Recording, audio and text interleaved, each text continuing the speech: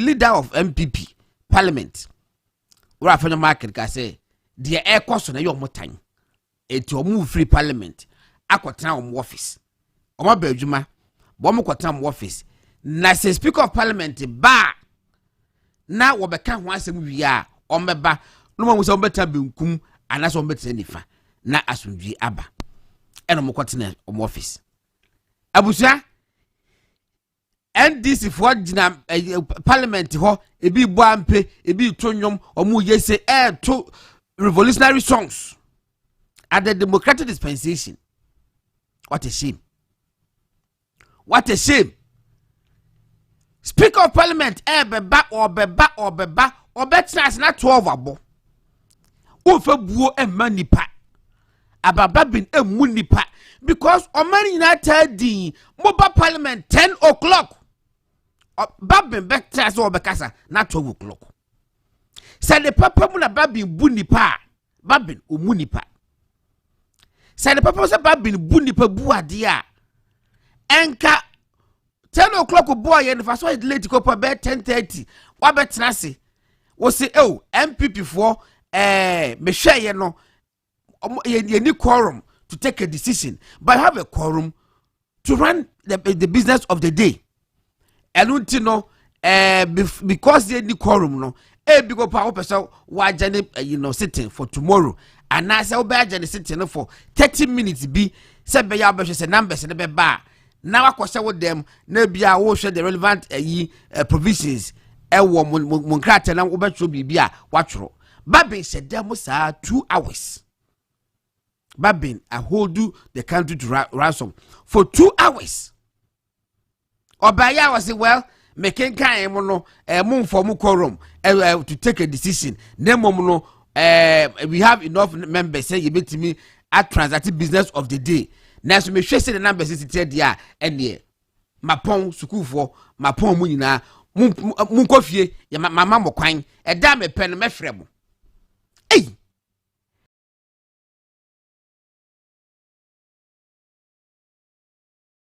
Na wo de wo bia nya bibi ma ono de wo de o my Ghana ye bia ma papa babin o my Ghana ye bia ma since 1992 basic 2024 o my Ghana bo huka o my Ghana abo huka na wo present position kwa de o my Ghana bo huka babin kaida bi na wo so my Ghana le hwe wo Dubai kwanto bebreba wo kwa bayi Dubai kwanto bebreba babin wo kwa babusa wo se ka wonye Speaker of Parliament ya e ka betimi akone saa busa ho enti kaida bi babin se wapon school for mon kofie mama mo kwan enro ya no ofra mo mabawo bo so ba mo fo mo korum ya no so a technical issue probably legal issue as well. Babin so waye etiani ebedi nkomo ne yahwe constitution is saying e yankofo etaka mixia akofo de yanyom separation of powers, independence of judiciary, independence of legislature, independence of the executive. But have you forgotten say the interdependent ana and this parliament independent say no mo betwa musika ana etiani ebedi nkomo mene lawyer Augustine asafo je okatachie papa ko pokuare wabetena se yebedi nkomo emra ne sesai wo sa ne ma wi nyina ho 1992 constitution e na nyina ye som no eti ye hwe se emra no se pa ne kafa sa de wi ho se entuase ba enfa ne enfa nko se Supreme Court ka asem na se obi so mfa nya adwuma so a ensusu aso bi e wo so ana na obi ka say where are we towards him kwada se e mo adwo mo akwaba na mate se pacho be makrofu mame ala bi tia ko wanim aha na ne mate se nyame adom boko me hu wache me hu wache pa ese meta hwehwe se jaja manta me bana menya asem a menya baby mfa boko de nyame adom correct na ya wada ifiada memene da and the crowd telegraphic front page yem say na lawyer for bi edomu opinion e come daily graphic ema front page of daily graphic and then na I think the least story was about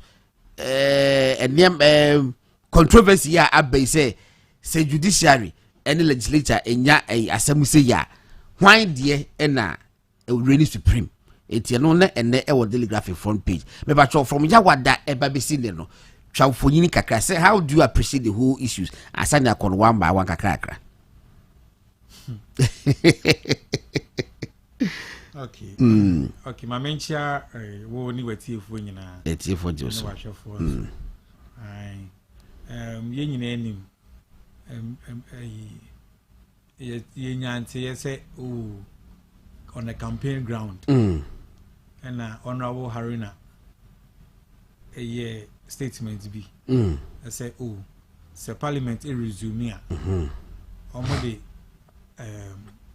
case babeto parliament anim yes be ya ibewie no na they declare some 4 seats be vacant yes now they declare our seats in vacant really pay NDC members in parliament will become automatic majority yes caucus in parliament enti yo na ya obese ya nka bi anhim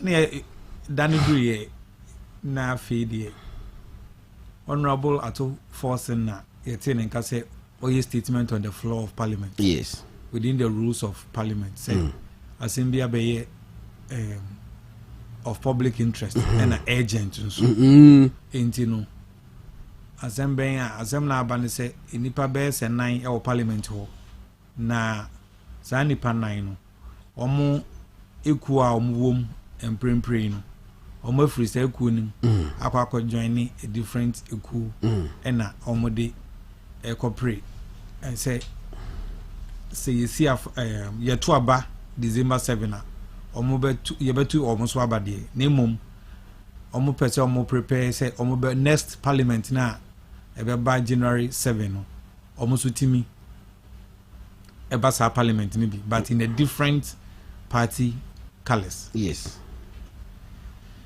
inti say o share emrana article 97 1 G and H na say obi ya sade no so free party no wo mu no ekugina ba bi foforo dia na say wa cross carpet inti ni wa cross carpet special that dia was ye free parliament that is also losing the seat no inti omo eje speaker say speaker engineer Samra no so na o make a statement say company ampa sa nkonya no abeda mpan inti oya sa statement ni wiye no na speaker e open up say obi o comment bia no enso so emfa ne comment emra okay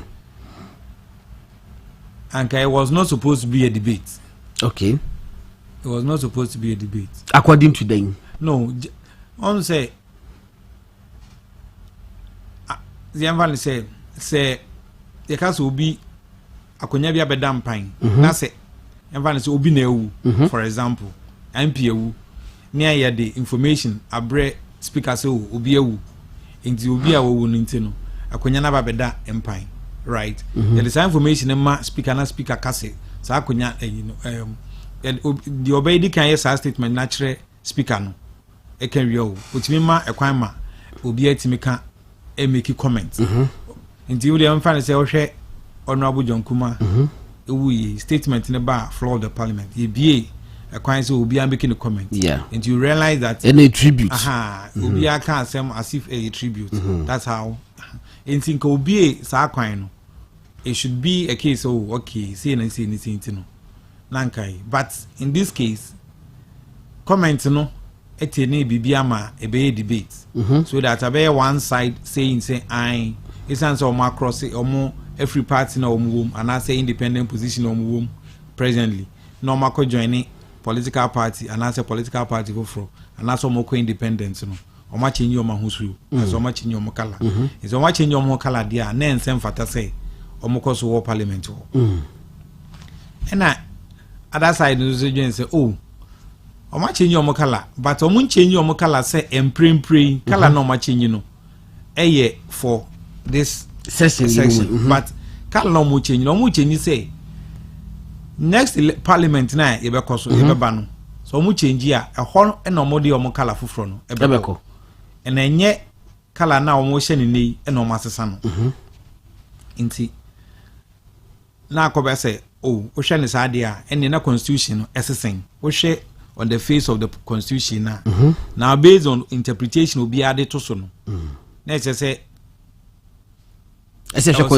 constitution no there is interpretation be no ye de beto so ama saasem no yetimi ebu ama ne yeye enum na honorable Afenyomaken then majority leader ka say ono kra na isan say na honorable Haruna petition no wa hu bi into wadi kan de suit ko Supreme Court say Supreme Court enchere sa provision we mu na yehu senior emra no enti ase esiti intinka speaker entwenchen na ase ansana o ma ne comment ana say o ma ne muaye ewo asema honorable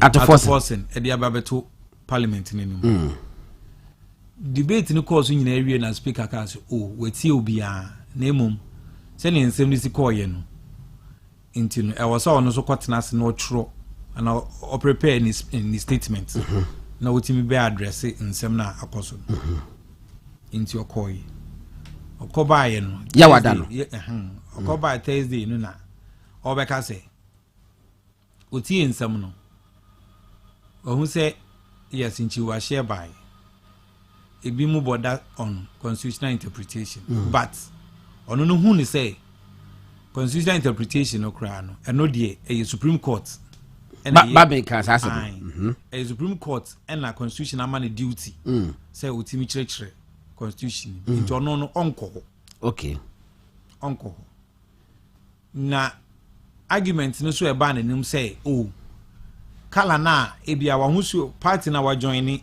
e corporate election now no like in the future no so we and sa ento asum if we say emre ya womi o kala enie o party a o join ni so also we free sa party no any party na akwa contest a particular election e say one party no enti ni ye enti untimi nka say o parliament ene in a particular party color na on the face of it no sa na wo kire but upie free parliament o kire ahosuo foforo eno no ene like emfra okay enti sa dia ohwe argument na omo ye say kala na wo chenyi ne no eye for the future no one omo entimi enye sa adwen no okay enti ne say enti no ono die ohwe the way a constitution no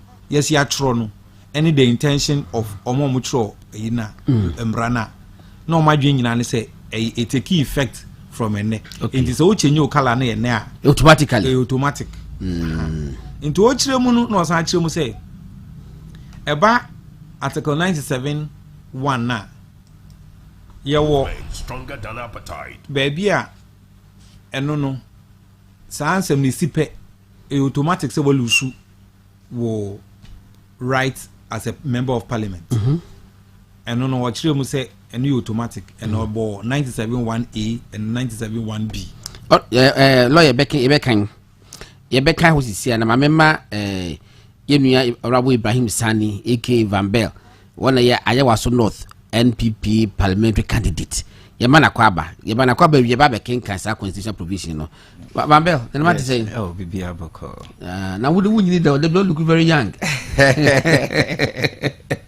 so who ye dey me who ye na Ayawaso North constituency seat no beji more than 100% what ye be more than 100% sao yes ba wo ye adwuma wo fom papa money edin wo boys so wudi mo che money edin die because mo one dey am say nyase get to battleground me already me a soldier dada yes so for the seat no dear I can assure you this time for the first time in the history magic seat by the grace of God Okay, member of my dynamics no say the city na maybe so who figures na previous elections na the tier no performance na say more ben and I say more tikwa and now what makes you unique is say obetimi I will sit for the first time ama NPP in the meantime my men lawyer ho near kwaje the case with once in a while ya samba back and the lawyer now can be before article 97:1 ho fa ne yankin kan ne nyina yɛnhwɛ ne yɛntie bi na wakyekye mu sɛ wadaroma asɛ ne sɛ because laymen no sisi me no ka sɛ nipa bebre ntia yɛ kɔso no yɛntie ase 97:1 mo sɛ okay so 97:1A 97:1A no I say a member of parliament shall vacate his seat in parliament. Okay. A upon a dissolution of parliament. Okay. So parliament you dissolve here. Okay. Let's say no we a member once the parliament itself has been dissolved, then you no more continue to be a member. Okay. And now by B no so I say if he is elected as a speaker of parliament. And also shall say so be speaker also so no onye member of parliament. Because speaker of parliament any member of parliament. They say do ajeho. The very moment we are member, yes, I or grow for no, and as a members of parliament ni elect to pay say be your speaker. So that very moment, your seat becomes vacant. Yeah, got to so about. And the speaker can say, so two provisions we automatic. Okay. Right. And what can say, but C, D, and E. And no, and she muka kra. It's me koso. C, D, and E anything. Or see if the person is absent without permission in writing of the speaker, and he is unable to offer a reasonable explanation to the parliamentary committee on privileges from 15 days sittings of a meeting of parliament during any period that parliament has been summoned to meet and continues to meet. D, if he is expelled from parliament after having been found guilty of a contempt of parliament by a committee of parliament. And E also say, if any circumstances arise such that if he were not a member of parliament will cause him to be disqualified or ineligible for election under Article 94 of this constitution. This will commit crime being jailing no nisari manemana. Article 97:1 yawo F, yawo G, and yawo H. Yes. H. Honi asem no. No. Speaker anka ehwo how it's like a addressing. Okay. But then the issue that arose for him to take a decision was in respect of G and H. Okay. G near say, but let me read the F first. F near, if he resigns from office as a member of parliament, or as a member at the time of his election to parliament to join another party, or seeks to maintain in parliament as an independent member. G, if he leaves the party of which he was a member at the time of his election to parliament to join another party or seeks to remain in parliament as an independent member. Or H, if he was elected a member of parliament as an independent candidate and joins a political party. Enti when a speaker chire say enti minye only applicable in the current state of affairs. Okay. But as I it take care of future actions. Okay. Because unknown as you know. So you can say it take care of only future or current action now. Emma the intention of the lawmaker no enye like proper and I say accurate. Yes. Into Sadia it take care of it from now into the future. Based on that, and the people should lose their seats. And should they lose their seats, then automatically NPP for a number na normal 137 plus 1 independent candidates as a group, majority group. No? They will lose that majority group. So that instead of 138 as a group, now they become 135 as a group. Then a number be 136 technically minus 1. Number be 135. Yes. So first need a candidate plus 1 they can. Yes. Then NDC, which also has 137, losing 1, also become 136. Now 136, 135. Yes. Okay. So by that numbers now, parties one. Then it means say the NDC caucus will become the majority group now. Then the former majority group will become the minority. Will now become minority group. Okay. And no na Honorable Atofos Afenyo Market, yeah. Ede Esankuja Supreme Court say Supreme Court. We edi kind the case ababeto ha say assembly ikoso e Parliament. Na emo mehia enchirichirimu. Na before asanchichirimu beba no Parliament akwatena se ama speaker ebua say sa nkrofo enian no. Sa asem na ye pinchirichirimu no e affect you omo no. Omo seat no ma vacate. Enti it's a movement stronger than appetite. Yes, real stays enforcement of that order of Parliament. Na church nsem no muwie ansa na uria ye hu say sankrofo no mo lusu omo seat na na say omo in lusu ya. Ena Supreme Court e hwe asem no ena ubu ase okay. Otie omo no ohun say as part of their argument, you know, omo actually say sa nipa 9 na omo lose omo seats. Yeah, more opportunity for them to be heard. Okay, that is one fundamental thing under the constitution. I will say utie nipa no, so ubi I was all man fair hearing. So one man fair hearing na ubetimi asem na kan credit my papa name mo isan say when tie nipa na ansa na ubu ano no ebetimi aboegu edi ma make say omonwuye omo amboengu the omo ye ne say in spite of whatever they said, you know, they are only applying stay of execution of that order. Okay, because one other thing for stay of execution is say so the oba court say yen stay order bia I was so timinya enyina so a e kire say wasam na no wasam na o kan e powum anya say abawum te say yetimi ejina no so etimi ebu asam no in a particular way. Okay, enti yen based on that yen hwe say okay and also no ebetimi aboa enti based on that yen stay as the enforcement of that order from the Supreme from the Parliament. Na yen ni asem no yen interpretation ni wi enti ne say no Supreme Court ema order say almost stay enforcement of the Supreme of a speaker ruling. Speaker ruling.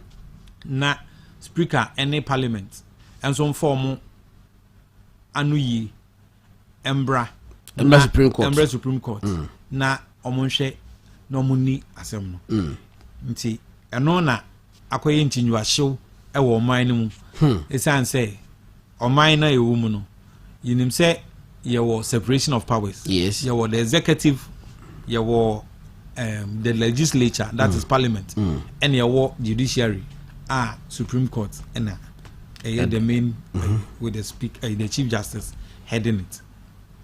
Enti asemu no ebi mo nti ase say Supreme Court ebetena ba bi na ono mumu no ama order bi say ana direction bi say Parliament eniso is an say Parliament ede no ho and executive so de no ho na wo Supreme Court also do ho nti ede na wo tra wo hye na wo de wo nsem ana say yen nsem aye kan wo ma ye order say yentimi emfa yen order enye adwuma eno ne baby ayaba bidu. Okay, wo hwa 2020 elections enkofo making reference to honorable Esiama de and say now we a member of parliament for Fomena Ashanti region and ko independent and na part and na Professor Makukui eka say we unity difference ka cry we must say because no MP general secretary then etro krata the command speaker of parliament say papa no free MPP so called independent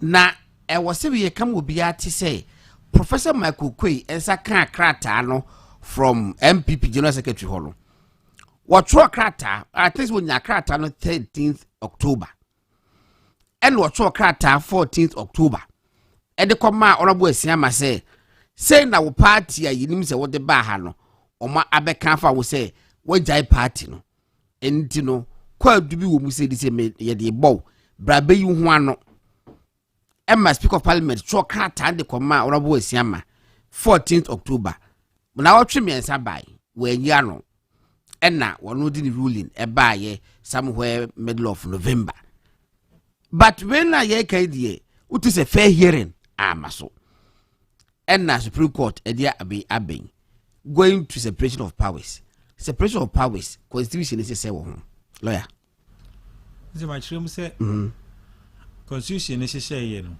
or my president certain powers and the president is the executive your executive no president nedano omone ministers ni inti parliament ebe shemra parliament shemra executive and enforce embra no ha na say dispute suba embra no ho a judiciary ena echrechere sa dispute no ana mo settle sa dispute so constitution na dey adwuma no enso so no say entiasie bi amba eba mu a ana say entiasie bi amba ho a Supreme Court ene ama no function say ono so no onchirichiri mu nti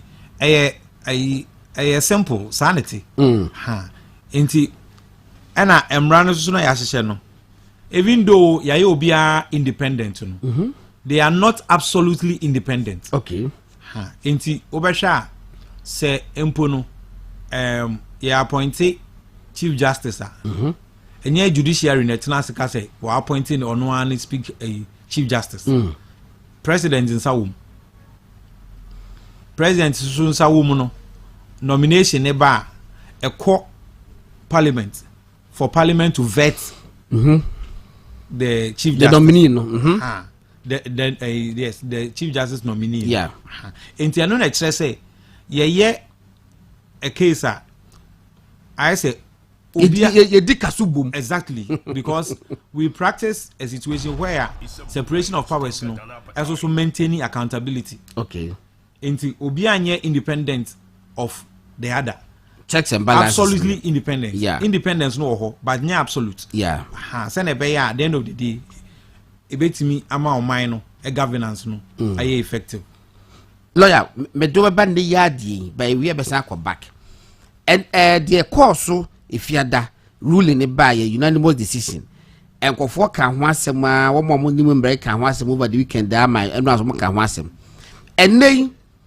me say na me expect the mami no either this or that na me expect say speaker ba obeka say parliament the Supreme Court e kan ye no wajiatum enu nti no asema wo kan ya wada no yemfa fansen ho na lawyers ma parliament na speaker eso do mo aluyi ebe court ade akoda Supreme Court for na ye di asem no wie na se bubo speaker wo mo eba be form so bunye sa na ehu de ebe na me expect say obeka bibisa but na bibisa ka che me say Babin knowing who he is obeko court and seeking to set aside that friend is saying stay now Supreme Court for a grantee but and then nimienu nyina manti nimienu nyina ama in fact one can wasem kurampo law you as a lawyer now what expectation is saying and this Babin conduct no who is saying oh me a lawyer and I mean say speaker so no see a lawyer. Yes. And na ote constitution ase. Ha, and na the 2 million so no constitution krona and this 2 million man. Yes. And at the same constitution is some Supreme Court 2 million. And see, at the end of the day, I was expecting say constitution no and obia edebeye adwuma. And he didn't disappoint me. Honestly, he didn't disappoint me for what he did today. Yes. Because though expressly they said they are working oba ye no wanya room for decision making. Enti the way and say because onya room for decision making no, right? Enti ontimi proceed. But room for decision making bay. Now were they going to vote? That was so Andrew Horn mean to me and speculating man. But then the okan ya obedru timer no kase quorum to intimate to us was acknowledgement of the decision of the Supreme Court. What I say, into once we acknowledge the Supreme Court decision abedru no hono, right? And that there is a direction more or less from the Supreme Court, right? Which direction? Because you can't say, okay, Supreme Court independent, Parliament independent, right? Supreme Court my direction. One would have expected, say, Anka Obe go ahead straight away to apply the direction given by the Supreme Court. But Andrew and Timin can say, Nana Jane say Abia or Beka say, you take like or proceed with it directly straight away, and now say, or the two women say, you are the members of Parliament. This is the direction from Supreme Court. What do we do about this direction? Na Abia debate abibeba ho a no more debate. Then discussion decision be arise from there. Non comma take decision. But you see, Andrew Honitino, me, I cannot go to that side to say decision. And because they say now no nobody knows the decision, and you see you be taking for which we needed to have that quorum or whatever. Because in fact Parliament to win say any part 10 ekwatenasi na speaker betenasi na omo transacting business of the day. Now will be and raise issue of quorum a discussion unless somebody raises it. And yes sir sana omayano will be and raise it ya omutimi di omonkoma until somebody raises it, and I say bia say vote to be better there be no dear we here maybe 138 and I say answer it me. But now na a decision by enomba beteki whether they go to vote, and I said they ya okasi enu nti no mo anya sa numbers no a omuntimi. Parliament has its own procedures. Ayo. And now Supreme Court abroad direction. What I say? Or share direction now and under Article 2 is binding. Article 2 no. Article 2 of the Constitution. Okay. What's Article 2 of the Constitution? But you the kind no man you are na me call Van Beer no or no so the diaba. Article 2. Yes. Inti mami read Article 2 I say a person who alleges that an enactment or anything containing or done under the authority of that or any other enactment, or B, any act or omission of any person is inconsistent with or is in contravention of a provision of this Constitution may bring an action to the Supreme Court for a declaration to that effect. When it comes to 2.2, it says what? The Supreme Court shall, for the purpose of a declaration under under clause 1 of this article, make such orders and give such directions, right? Yes. As it may consider appropriate for giving effect or enabling effect to be given for the declaration so made. A group or group of persons to whom an order or direction is addressed under clause 2 of this article by the Supreme Court shall duly obey and carry out the terms of the order or direction. Any person or group of persons. Yes. Enti obi bia o ye Ghana ni bia say ye nipa o say ye ekuo say Supreme Court no emma directions nkwade o say shall duly obey and carry out the terms of the order or direction. Enti order and a direction the Supreme Court dey be fiada no ene babin odi ene wan fa anya adwuma to the extent that no here bibi also ohia bibi aye when you quorum to work like to take a decision. Probably he wanted to take a decision as to say, okay, Supreme Court the way are blaming, right? What do we do? That is a decision Parliament probably wanted to do. But our decision say whether we work with it or we don't work with it. He is a speaker, right? He is not a member of Parliament. It's for the Parliament itself, right, to take that decision. Yeah, but lawyer, the decision to expel them or to declare their seats vacant, no, and the decision of the speaker, not the decision of Parliament. And some of the errors in the beginning. Yes, because we share the rules, like provisions, under normal circumstance, speaker no any the very person who actually declares. Yes, but the speaker only announces. Yes, say, oh, vacant seat will be vacant. Intino. Yempem race, yebe filia, and according to the constitution, because a certain time period, say seat in be vacant, you can't fill. Right. That is the job of the speaker. Okay. Right. But in this case, and for 4-9 now more, yes, you're more cross carpets. Right. I was almost seat, right? Process now, I was come firm to get to the point where the seats should be vacated, right?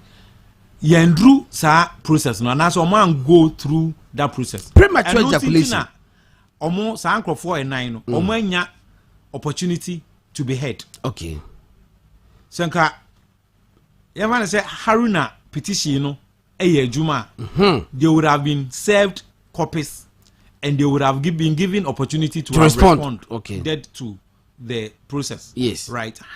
And I say senka omankasa a party to say NDC ni and I say MPP for no omankasa party a throw, let us say based on their internal constitution. These people have violated their constitution and have forfeited their membership, and so for that reason they do not continue to be members of their political parties, and so because of their presence in Parliament, say a representative party no, again say Parliament should no more recognize them as members of that party. Then Parliament will now take step again and do what it has to do, right? Yeah, and do our level no, and that decision we buy. Anyway, I was for a friend now. What do I feel twice in my aha a to me radio 95.9 and a movement television and I will share the family garden Asare-Bediako program in the Ghana tea.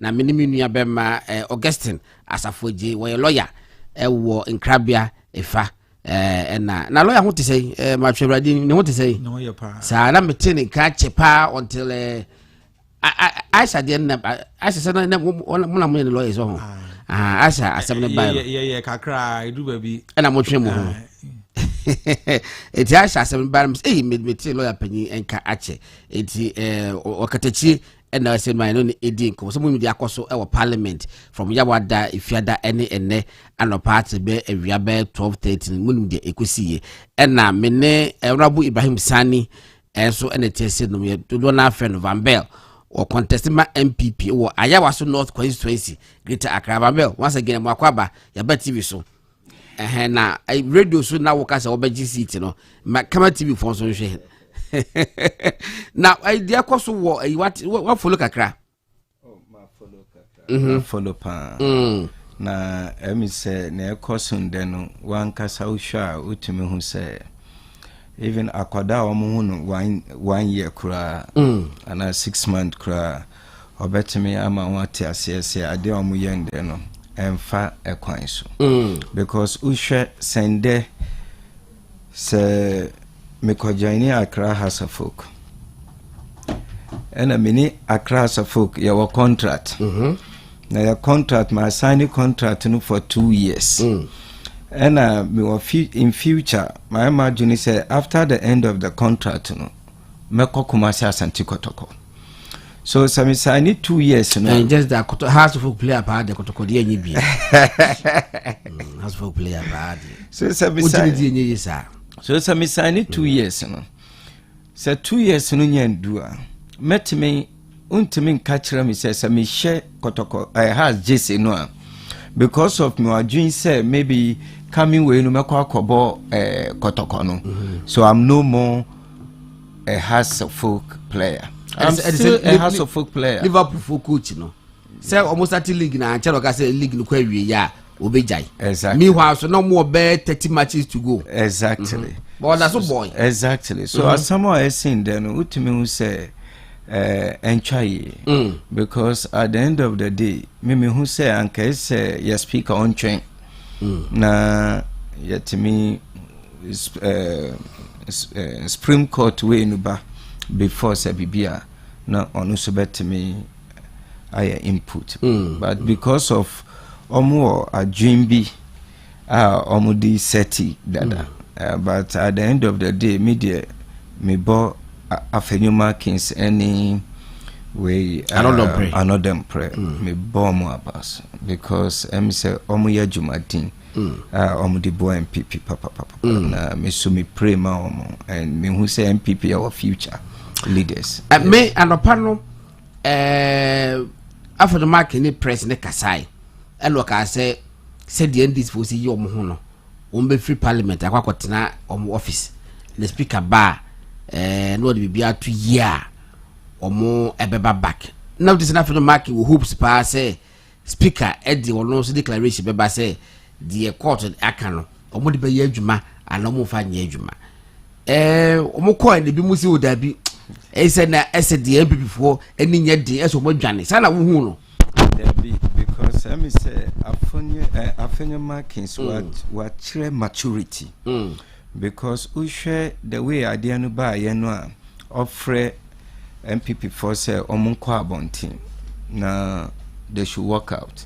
Let me say that is the right direction because ye kire omu say bibia e law na ye di adwuma na law no so na afonye markings taka say because of asida but SC you know contest law no contest law no but Afenyo Markins decided to test the law so contest law no at the end of the day me who say my bona basu papa yeah I see all right now one more omode omuso matwe omu ho ya omunti asem ni bayi since Mamle Morrison and then free parliament the wiano and the pictures people bonte say afedi Mamle Morris say one contest beam and cha better say oboafo Kojo Asante so whom one is won go beam media nyamenu kwen I wasn't enthused me say my yama hinana boawi eti de mo beye bia no emfa asodwe bia emma ma ye wi amanya yi ma de bi kamontam baby but pelu bi ka che me say politics die you never say never why dem here obi a vote so so ma ba onyo am say no problem but damage ni so dey open prefer ma enyi afedru anwumre ya yes sita more say won ka say wojai still obekwa contest as independent menya ne ntie say Kojo Asante so no so won ka so no so eja nemu mu no omokwara mu na akota ase mu kotwa pictures and eba me busa mu a sita more say dey na me kakra because one wa catch and for so wojai one contest beam but was saying the supporters say and one contest beam there the teams were Judicial to prove to them say one Judicial no and they were contest we can say let me say me ade ayam ya no say Cynthia Morrison say no we are MPP ni let me say MPP so ama opportunity. Yes.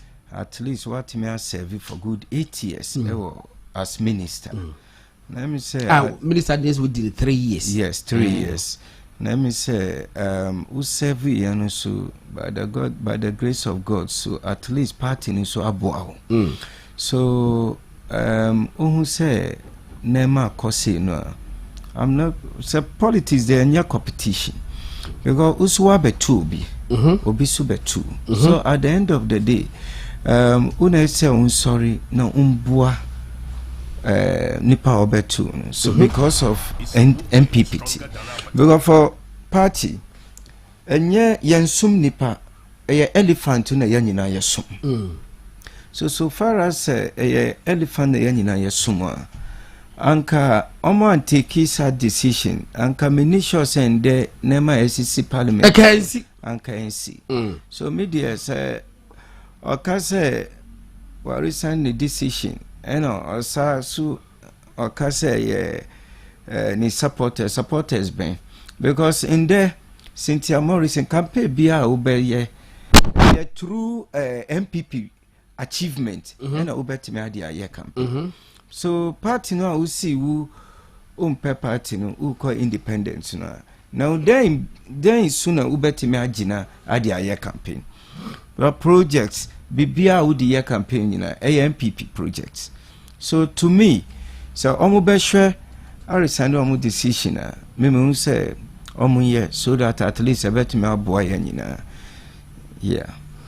All right, Abuja for NT Van Bell Ayawaso North MPP parliamentary candidate and then was in my yedi enkono. Mama go back to lawyer Hall Mubi. A council still on separation of powers. Maybe I read the years article 2 hono. Yeah, was say Supreme Court in make sa ruling say pa enipa ku bia anase individual bia no. I was say shall use the word shall. I'm not sure how the shall may mean me. But how shall is shall. Yeah, I was say omodi eye adwuma. Their course name. Would you say because what they call Supreme Court to say contempt of court against Speaker of Parliament legal leg on the basis that they have not taken any step. On taking a step would be a contravening side direction and I say stay of execution Supreme Court. Aye. Sir. Say anka ebia o take step we say the Supreme Court kan ye no on fanye adwuma.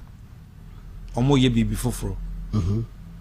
Same fan say ene na minority former minority I current my akotena right side.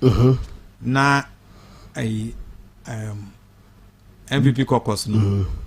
And so by almost bettina fan say left side. Then it means that you are enforcing the order of the Supreme Court. No. Of your earlier ruling. Exactly. And by saying no na NDC minority majority na omotene say the first one. But you see those times in our proceedings in start here. So proceedings in start here you cannot use that to make any determination. But they said they were kind. As someone they were kind. You record your hands at, which means the proceedings are starting. But I know by no see in some now. One more who is majority, one more who is minority. I'm a timidity. One also honorable members. You know, on taking step will be which is contrary to what the Supreme Court has directed. Okay. What I say, and I will take it step be a chance why enforce the earlier decision that he has made. It is there, and the Supreme Court also but Obian take any step like Parliament in taking step will be a chance or go beyond what the order of the Supreme Court has stipulated. But would you say a missed opportunity and I say and then send na temperature na ekosoro kakra no obia mpese sa temperature na ebe ekosoro bi enti enane na go bia giri se obetimi akasa se court na wo be kwa e wo right ko court se ade na be so de adwuma kasa me di ye adwuma ne mo me court I disagree but ye be di ye adwuma abra me court but when now was say watoto pulum obi asa nkofie ekwa do pe ebra wono le kon do no obesa afre wo mo no don't you think there's still no political temperature no and still na air boiling nsa eno de you know the legal issue politics asem okay I know your politics asem enye legal issue okay politics ni de eno na ibia within the speaker's office obeshia the various leaders to have a discussion with them and only a internal arrangement on which I know. Then when everything is set, then because right now, even though we all assume to know why a MPP caucus nantana parliament, right? We only assume to know. Okay. But whatever discussion they had in the chambers, we don't know. We don't know. Okay. What I say, into untimin kase ebia speaker am peniso say omometna right side. What I say, untimin kase speaker am peniso metna right side. Into oma speaker am peneno and emo march out. You can only speculate. Okay, so still on ruling na Supreme Court de beba, yeah, I am binding on Parliament. And conform lawyer form penifu bi kwad can be a me family who dream kakra say because of independence in intino. Me bacho in legal books no records to say Supreme Court ama orders ama Parliament disodana records to say Parliament aye bibi ama Supreme Court say adewe Parliament ye no omati nti mo kwankwan ni ya na record bi wo sa oh na say Parliament we ankasa kra me kai say emre bi ba ya na omoto aba wo Parliament ema speaker a statement say the first deputy speaker so te adwamu a how te adwamu a ontimi nto aba yes ema call Supreme Court ema Supreme Court echirichiri mu say esan say ono onye the speaker but oye a speaker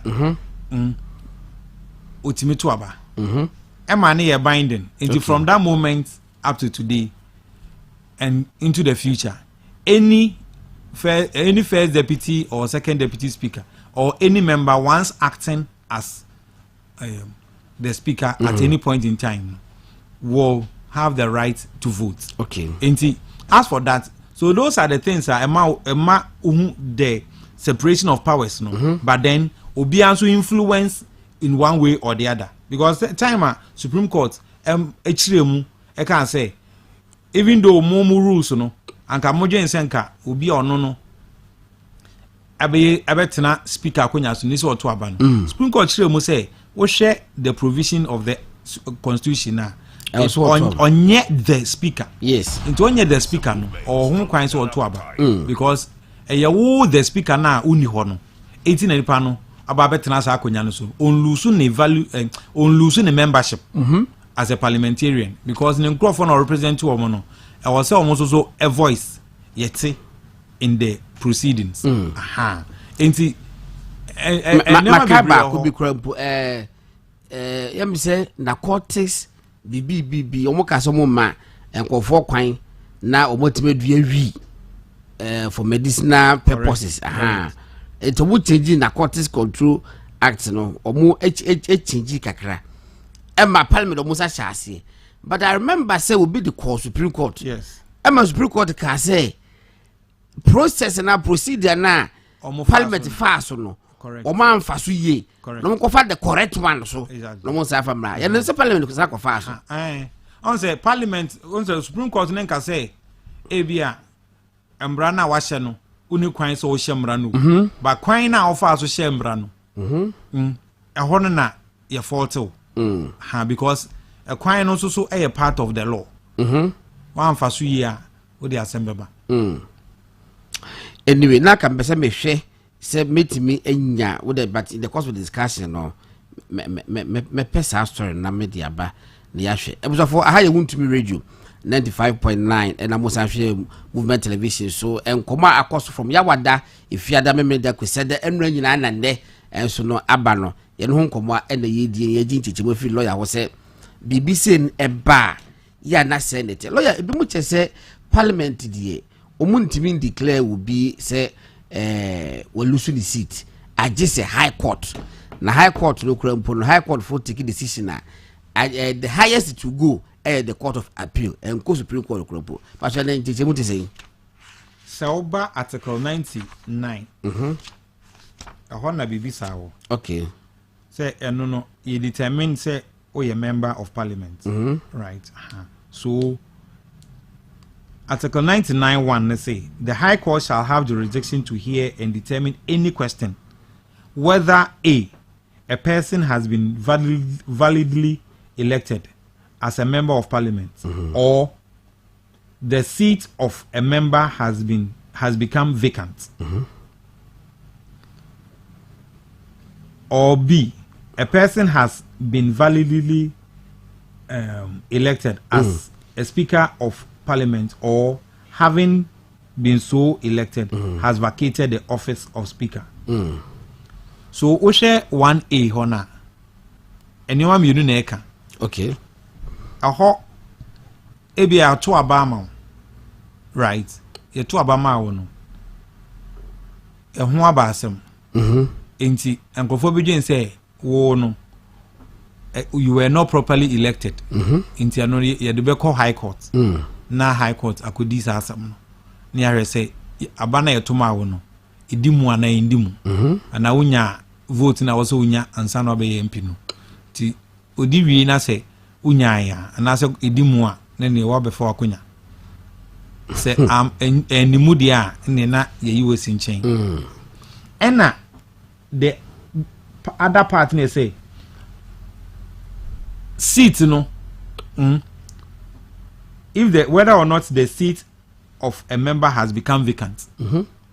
In my estimation, this is where G and H should fall. 97 G and H should fall.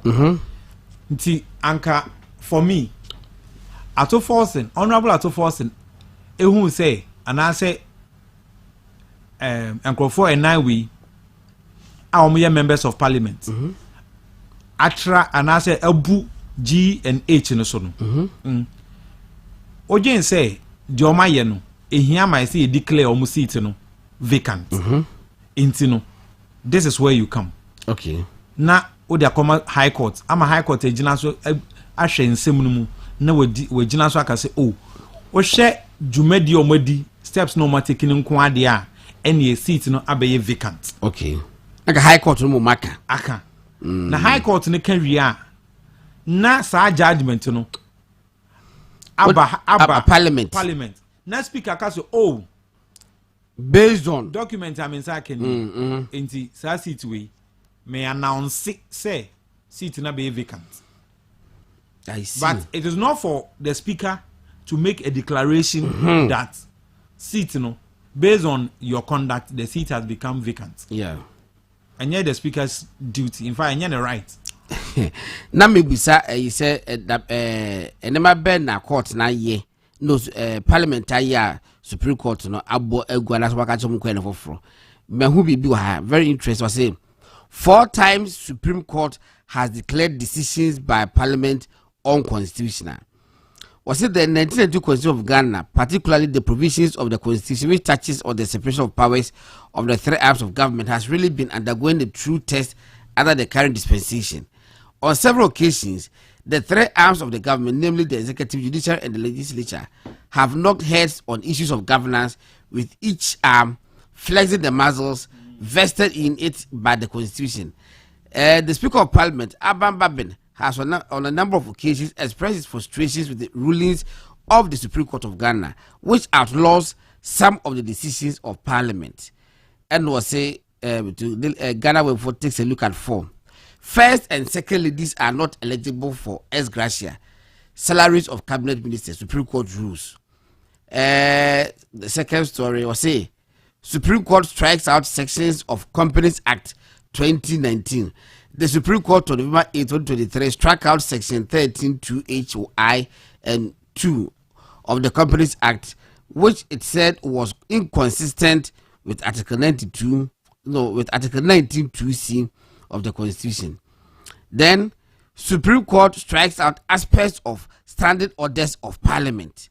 Was it the Apex Court of the Land in March 2022 struck out aspects of the standing orders of Parliament? Order 1093, which says a deputy speaker or any other member presiding shall not retain his original vote while presiding. And then another interesting one, baby. Okay, we asem. Any Supreme Court strikes out sections of real law. In July 2020, the Apex Court in the 4-3 decision held that Section 43 of the Narcotics Control Commission violated Article 106 of the Constitution, which details the processes. In other words, the court ruled that the section of the Narcotics Control Commission Act 2020, which allows a license to be granted to an entity to cultivate a small quantity of cannabis, popularly known as weed in Ghana for industrial and medicinal purposes, is unconstitutional.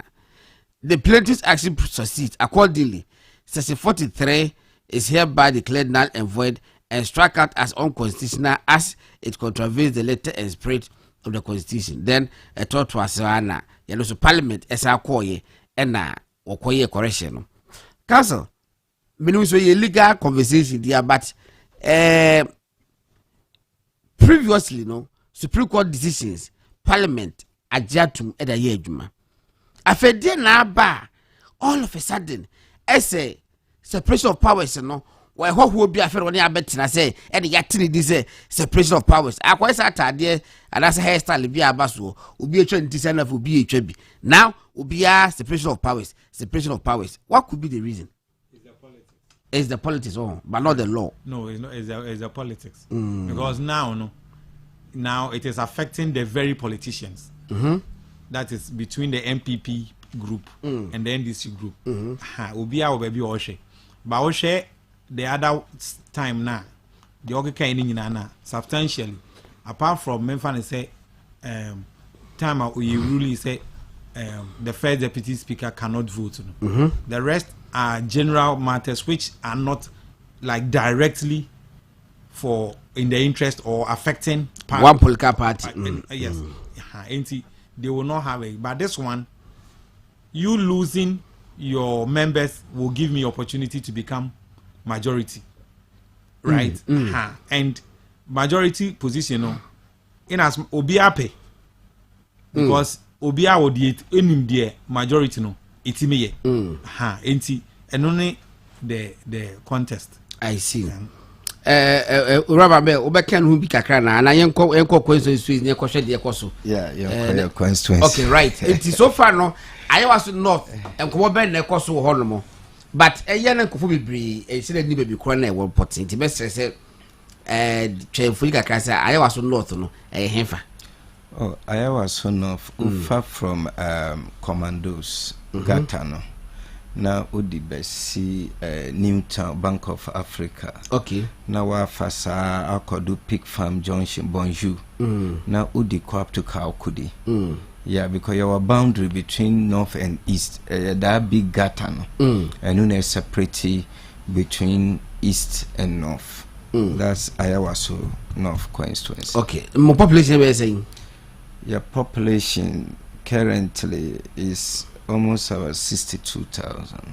Yeah. Wow. But 62,000. Yeah, the voter population. Now, more track record. What is saying? Would they be out the fair from 2016, 2020? Grandpa, it is saying. Oh, let me say, currently no, depending because on himself constituency be when dynamics. Na miswa mitinaha. This my first time. Misu. Me be ye PC. Na miso ayawa son of ohona mu me. Okay. Ohona mi sorry ye. Ohona media grow ya mi bibia. So I know much minim grounds ni ye. Usha mi pie ya PC no. Ema edomo a omo beta mechi no. both political divide because it depended the way me and me politics. When it come to politics, me politics, me name NDC, me name MPP, because I'm coming to serve my people. Na I was son of me crop for na me number one priority. Na me name say by the grace of God, sorry akase. So far as my baba jina de nyina be vote ade amame. Yes. All right, intino and this wadi who bend the war when this so holomo and na ebiko party MPP ba yi from 2016 bano and nem kakra ben na akoso wo constituency on ma Judicial afidie party no be yakono. Oh, ushe ayawa so no fa MPP aya juma bebre because ushe the asphaltic of the entire Ayawa so no road ushe ukoma mobi hospital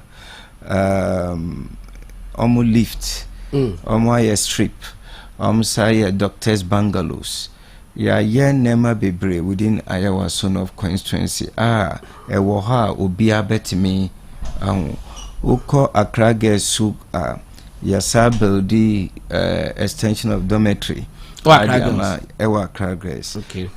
Yasa si MSS 6 classroom adiaka home. Na ushe nema bibro ho abaino ewa Ayawa son of constituency. Na misu maye nema bibro adiabua constituency. Abrawnya meye yes, because we share mabua a lot of Islamic schools in my constituency. My nema bebre women empowerment any nema.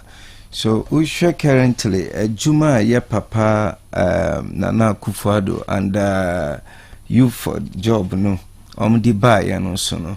Yatimi enroll young crop for bebre youth no mtemi kosuaye na mi say nyina eya dia ebua ye constituency no ebua youth no bebre ewa your constituency because last 2 weeks graduate ye na mi so start ye this liquid soap nema start ton so indirectly or directly no abanu so atimi ade sika de ahya botom no na minim say I was son of the Miko Parliamentary because me youth no omu ya media because me nishi kra minim youth no problem over more than 70%. Na me so me ba because of youth no na me so me ba kwanya me so metimi afa dia boa omo. That is the reason of my coming. Na minim say omu be ya mame na omuba 2 abanu boom so adi amame. I see. Yes, by the grace of God. Only penny mo be friend Alaji AR Gomda. Yeah, meaning Alaji Gomda. Was a catches uti on the show so. Yeah. Nipe be say he's right, his support cast across the parties and has supported a lot of the youth to yes what go for kwabuti kra. Yeah, my boy you too. Hey. And who tem okay, my share comment be a bass in the one. Okay, first time we contest in. Yeah, this is my first time because I'm me a first vice chairman for 2 consecutive times. Yeah, before maybe Gina's PC. Yeah. 2020, 2016, then I'm yadi. Oh, I'm say 2016. We are listening 2020. Yes. Wow. Course. Now, and I said that you should be a bit worried. Say, one year, and maybe 2016 and now 2020, na swat the year. How should you galam say site? But one say, because of me and me bano, me a ghetto guy. Okay. Yes, because my sorry from street, and I know much of the youth problem.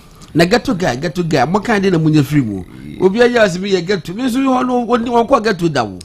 Yes, one say and no make us say constituency bia when the dynamics. Okay. Now usha most classify your youth no tina get to classify one muti so ye bad boys ananema. But Miss Martina Sidin Ashre say, Omu ya minkrofo. And Missu me omu me from and Miss Mebe do say. Na idea bia media example adia tre obia say. Even you can be a street guy, you can be a ghetto guy, you can be somebody tomorrow. Yes. So, Nuna Debia, me sorry, I do motivate them. Me no mu kasa. Na minim say, insha Allah, ebebum. Yeah, they are yes, ebebum. Okay, that difference into saying 2020. Your difference no koyeti say. I'm saying 11,000 something. Oh, yeah. okay. Yeah. We can. But enya dia higher kura, enya bibia kura. That 11 margin no, metime at any margin no, I appreciate this margin no. I see. Yes. And weekend yet Yasimbi war a dra a Ashanti region. Me said about your me said do video be. A brand MPP ni a brand TBA wa call radio so na television so na wa kan asem na NDC ni ato ahye no so abore fenfran nam zare ba so was a video no holma bom TV so ni na yehwe bi aha enti no ma me hwa de we say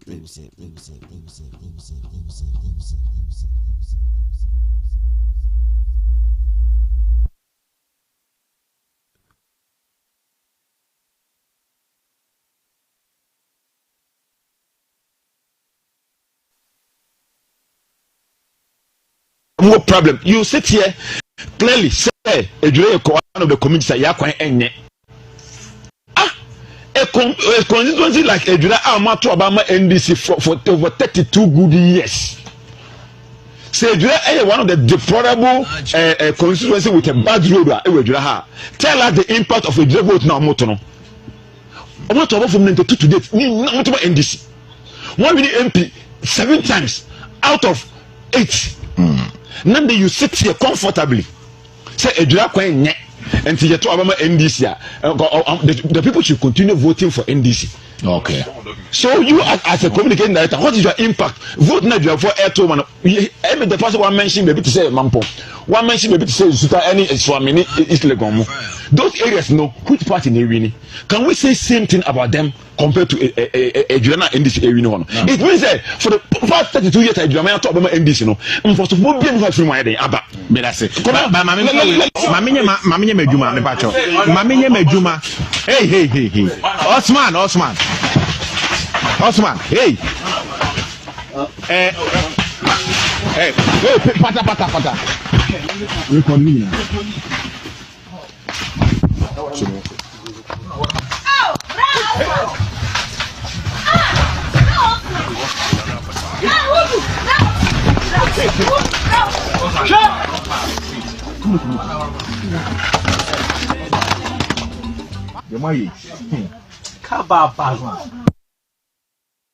All right, abusafo enti we eya ade a akoso ewo Ejura ewo Ashanti region na ye kwoto aba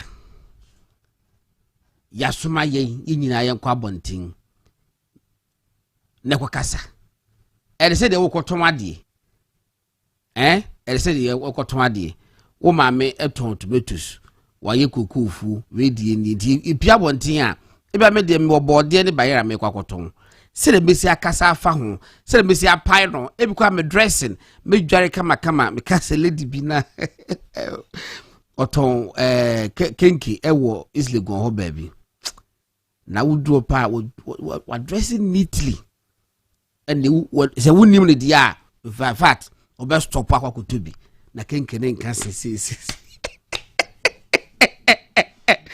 neatly dressed back kekere jede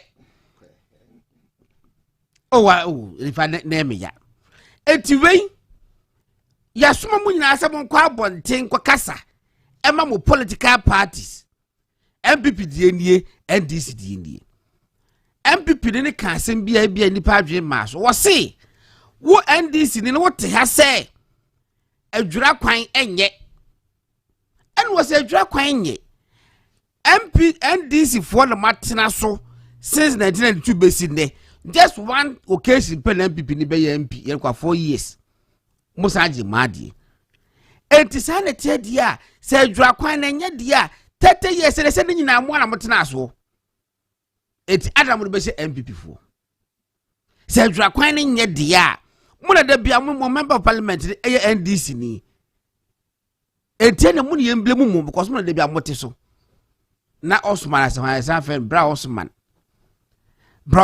atwasha branti so abol fenfranam asabi si weekend na me nya video bi na de ha me say me ne wo kasen menim police station na omo afre bra Osman say bra Osman abranti na wo bo no wa be police report wa ha wako hospital oba ya man medical form am wako hospital ama med a doctor for so ahwe no atro medical form so am de abre but ubia mu sa bra Osman hwi hami eje so ni ko sha bonte na yi eba na wona de kontokwa studio video nie eje so bia mote sound ne keke ba video ne wo holum ya wakoto asele so appoint abon fenfranam na say na communicators be ko studio ama and this vakobu wo mu na wo bia ntimi nka hwede ya benfo mo fa kwa adwudwi mu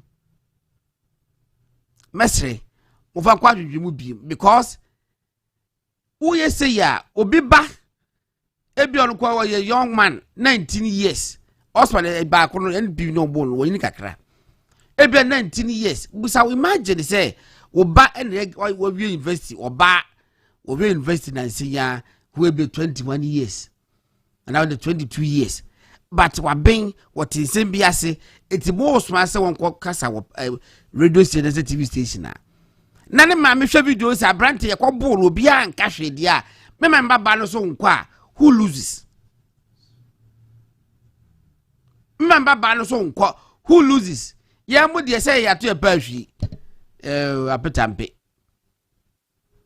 eti what is happening in the Ashanti region adebe de mesre adwumre na ka me free region minister bu asase wate ana but unfortunately me free me nya no nya me adba chama busa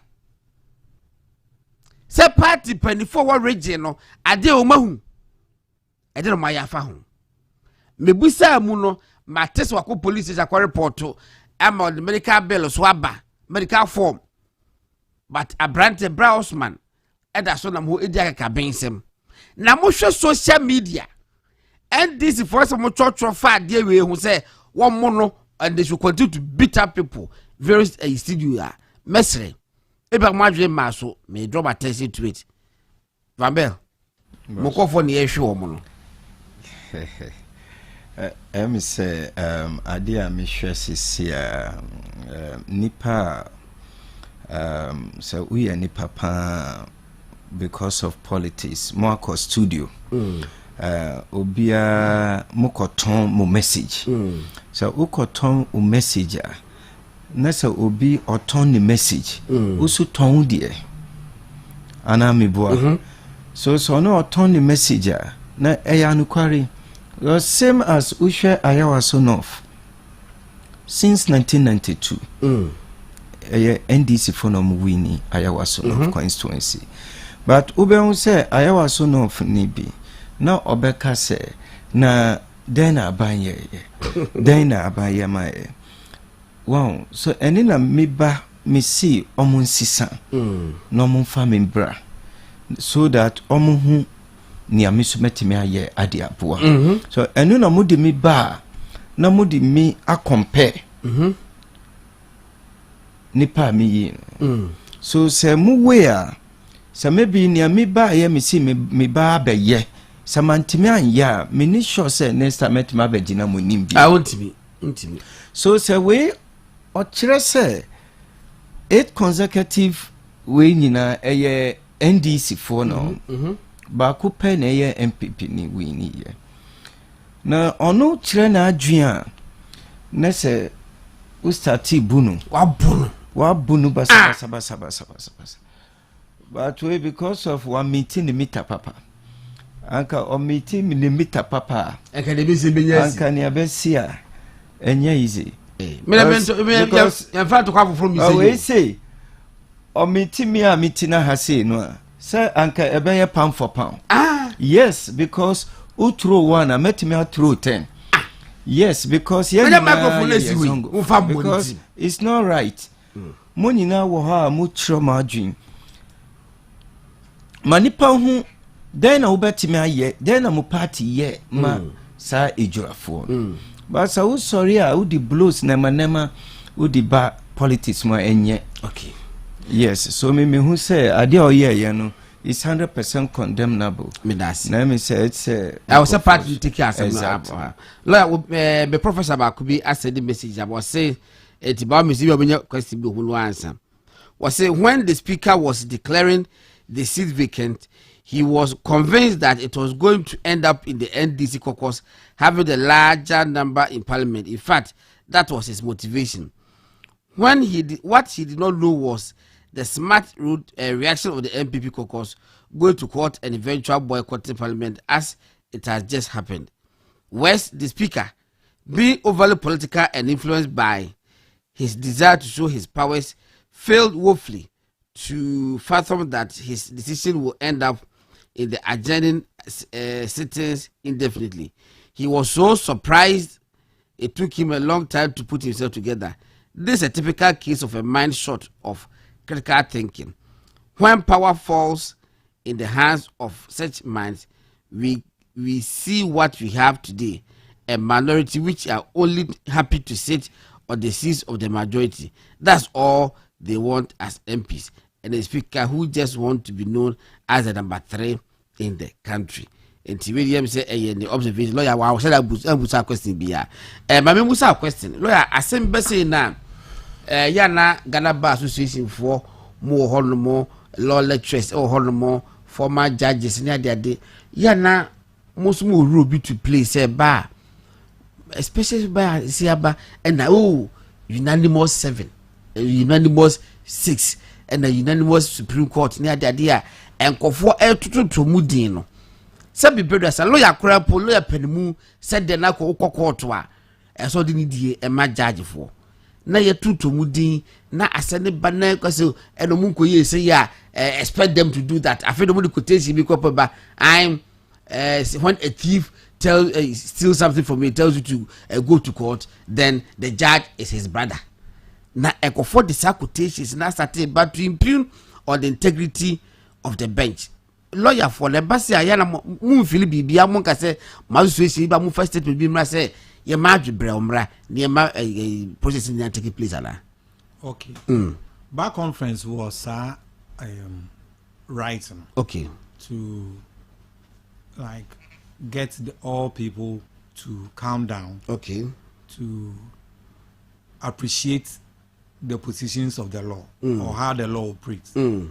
But mostly, once say assembly already know 2 sides and a court, right?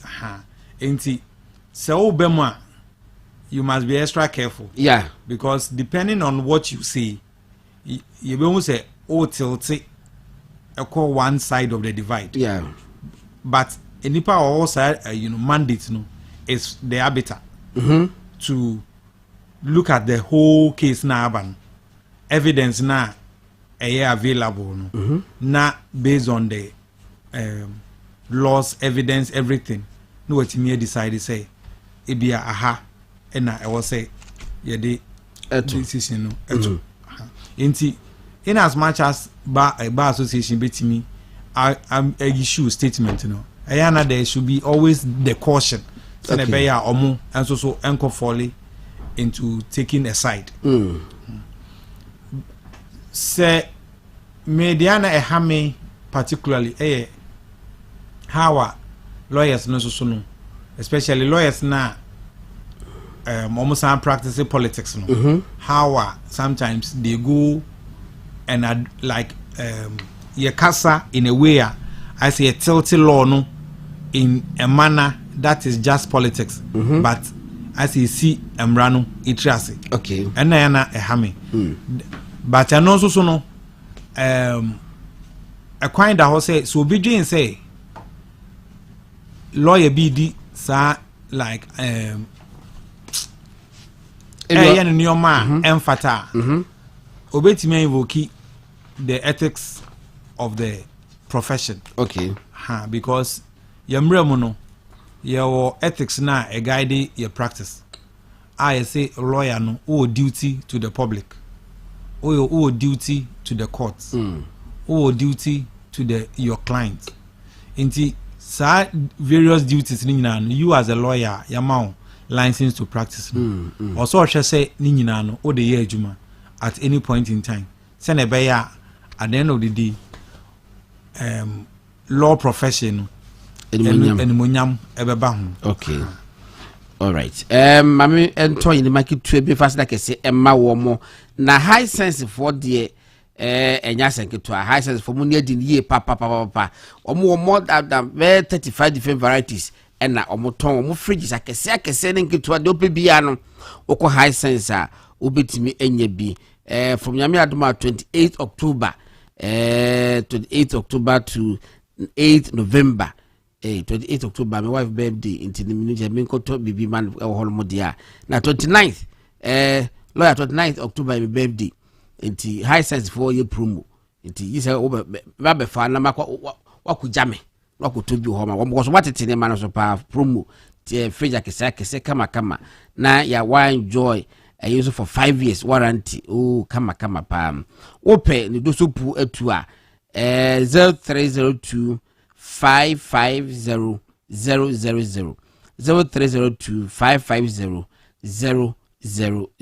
Eye refrigerator promo and high sense for Eddie Abba from Yami Adma Monday 8th October 28th October to 8th November. Na say no etwem tika ho ne kotobi. Gastro mixture or stomach ulcer na typhoid fever ana wo didine se wo yam taye wo ya no diarrhea indigestion so a me ba cho do be hiane gastro mixture Mensoplax mixture no so e maade de be se be nchichim you know na meka fo e de ma open do so puatu a ko Repass Ventures or Kansi Drug Lane na Boache Heba Tema Community 1 Market Ekus Pharmacy Ashama Main Station and then House of Drugs or La Paz. Ubetwa 0248 778899 0248 778899 and no a year gastro and Mensoplax mixtures and a makeup for Eddie Ama. National Health Insurance or my penny that John Jakunku and they buy more than 20 years ago. Or Mako he said, the Modia Band said, Oberso renew a year, no as what dial star 929 hash star 929 hash. Our phone so now Boo say my NHIS Apple so our honomo. Now what Timako full instructions no be no. Now what me I generate ID card our honomo. Timeka for Eddie amount star 929 hash. Tabia takum a member nyina Supreme Court judge and the Tabia takum. Open some teach you the main teach you where Bema Quadia because say a member lawyer penny a member court of appeal court judge no any Tabia takum make for Eddie Amobibia aka 5 minutes na just say yes sorry so my meko van be hon we are many lawyer na ya wrap up Mabel enti so far no we can do war projects be our person will bosso kakra or constituency na wa bosso say the sorry so yes me say I was son of constituency they be ya whenever ye call house to house especially is the house to house yet intensify you know. Now we share so apart from house to house yeah whenever kitten young kasa ya share say but young kitten there be a okay yeah digital okay yeah your friend Kalangbash okay that is your digital name no so enuna ya dinam I was son of constituency basis visitation in Emanema that is the idea yeah now me so many say under my noble chairman Chairman Kelly Roland, any the entire executives, no. Yanina Yaya Jumadin, because of your name said this year, dear Kiani King, by the grace of God, I was on off seat. No? I promise you, people say my GT say bunch. Yes, 100%. And I go no. Yes, because on him say if we are see you need to a party work when it's come 100%. Because oh yeah bibia wo if we are see ma GD dinka ye bibia ma. So sa GD no enu na me fa ye media me bibia. Na sa GD no na e guide me na me bedusi. Okay. Na the same sa GD no so na e ka kire me say seat no ma giawie by the grace of God. Amen. So me nim say inshallah ebebam. All right. I was for enti ano ye Ibrahim Sani edodo na friend no Van Bell one contest ma MPP wo Ayawaso North constituency e wo Greater Accra ha say no mo enti no program bi be bia no pacho mo constituency no muntinsim na mo support na bibia enkoso kama lawyer yes sorry swing will it come to you as a surprise what to say Speaker of Parliament court ana a very surprise. No, in fact, also a court because Supreme Court order na oye almost a limited number of days. Okay. For them to respond to the case. In fact, almost 7 days. Oh, okay. Almost 7 days to file their statement of case and every process they want to file. After that, then the Supreme Court will sit again and take a decision as to the interpretation or the better assembly. Okay. It will be just a court. And you know, put a mandatory because he's supposed to respond. But he has the right also choose not to respond. They said in a coin that was a file. Then you choose to write or file or not to file. And the time no sooner one file here, and just say Yama coin say file. Supreme Court will proceed because case we know. We shall Supreme Court. The agency of it. Inti opeso e bibia 10 na wotimi bua se ne be ya o man no crisis bi ambem. It will share be opportunity for Supreme Court to almost say 97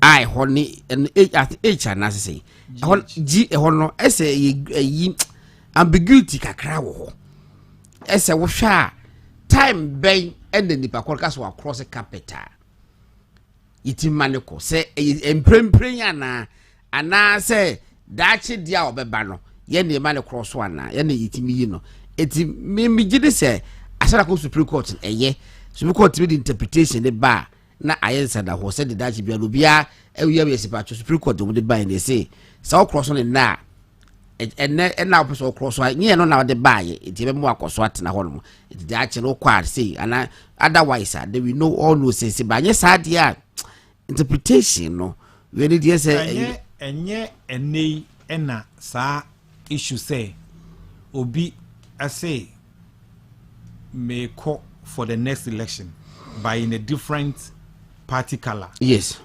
Ena abe say okay.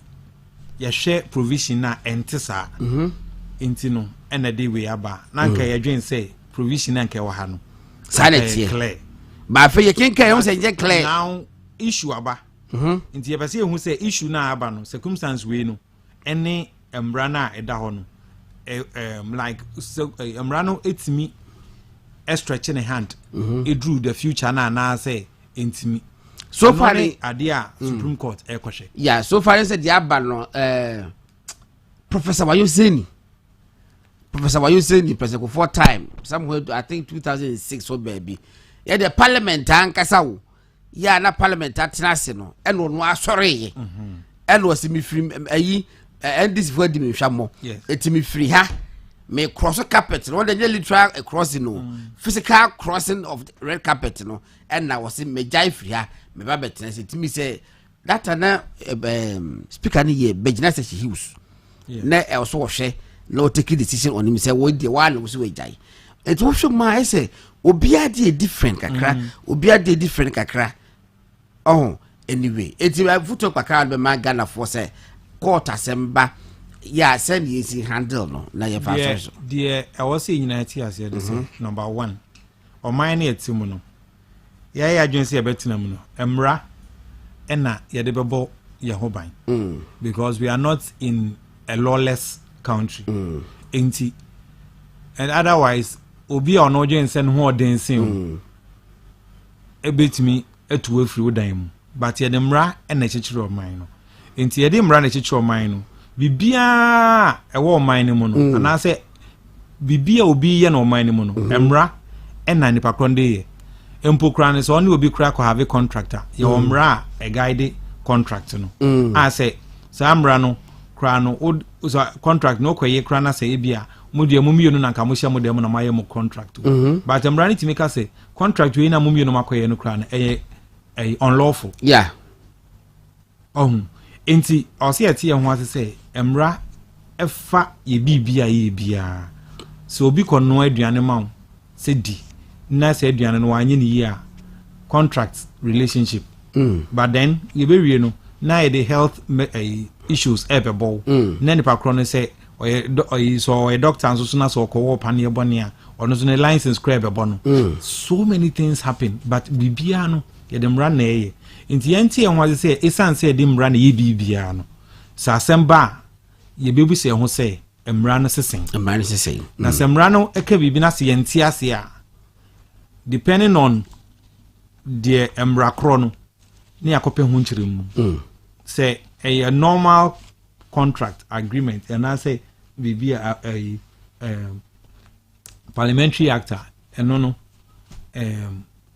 high court etimi edi but say a constitution nko ho asem dia and mrane say ntichi mu bia no and the supreme court pay ha intini akọ bisa the supreme court e asem abeni intino mo kan sen wo mo ka wi a na de atum na fi yakoye nim nti I was see etimi ho ase say esan say ye oman a ye demra na ye bibia no kwan ye be fa so de ye bibia no ye hwe say mra no na ye di so all right because as oman no so no ya mamra na anya adwuma ye tie ye ni sika abrofo na di sika bi be hye oman ni ma ye dollar no timi ba fom kakra ye sa e de ntokwa na so mo se o oman no kra mu njua e say ahokyere na ye sa be wura mu mo ntino yama emranya adwuma all right ati meda lawyer Augustine Asafoje oyo katechie okopokware nti wa ben papa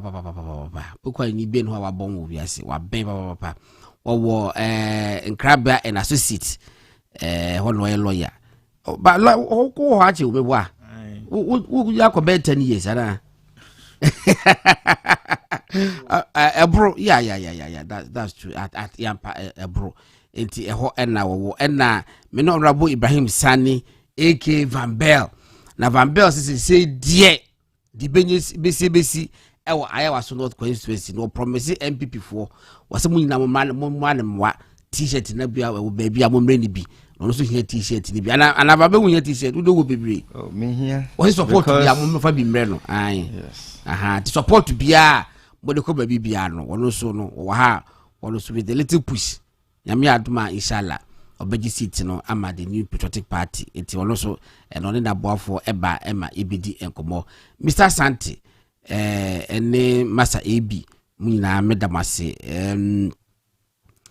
Mausi ene akala so medamase ena Billy last week with the birthday jame na me ninkran wo shede etete me amitu kwan a what do birthday jame na me adwa 29th of this month me so me die ba na be hwese me di a me fi wa 29th of October me di me die ena na wotwe me di na oba me no me die yi wa gongon me mawo aha ye fam God na Asare-Bediako ya me adwa channel pa